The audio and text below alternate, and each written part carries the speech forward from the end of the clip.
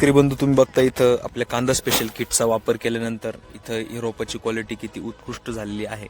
आणि याच्या ज्या पांढऱ्या मुळ्या जर तुम्ही बघितल्या तर पांढऱ्या मुळ्या सुद्धा इतक्या सुंदर पांढऱ्या मुळ्या या प्लॉटमध्ये आपल्याला बघायला मिळतात. आणखीन या रोपाची जर इथं क्वालिटीचा जर आपण विचार केला तर एकदम हिरवगार आणि याचा शेंडा देखील तुम्हाला वाकडा झालेला कुठे दिसणार नाही.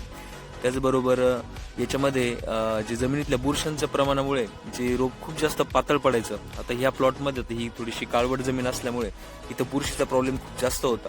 पण आपली कांदा स्पेशलची बॅग वापरल्यामुळे याच्यात phosphate solubilising fungal bio fertiliser असतं आणि त्याच्या वापरामुळे काय होतं की जमिनीतल्या बुरशा पूर्णपणे कंट्रोलमध्ये येतात.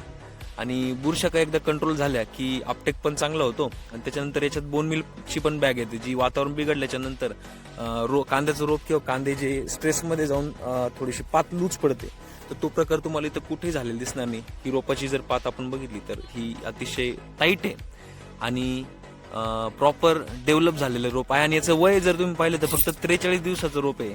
ठीक आहे, आजपासून 43 दिवसापूर्वी त्यांनी ते टाकलेलं होतं आणि 43 दिवसाच्या मानाने ही ग्रोथ अतिशय समाधानकारक आहे शेतकरी बांधवासाठी.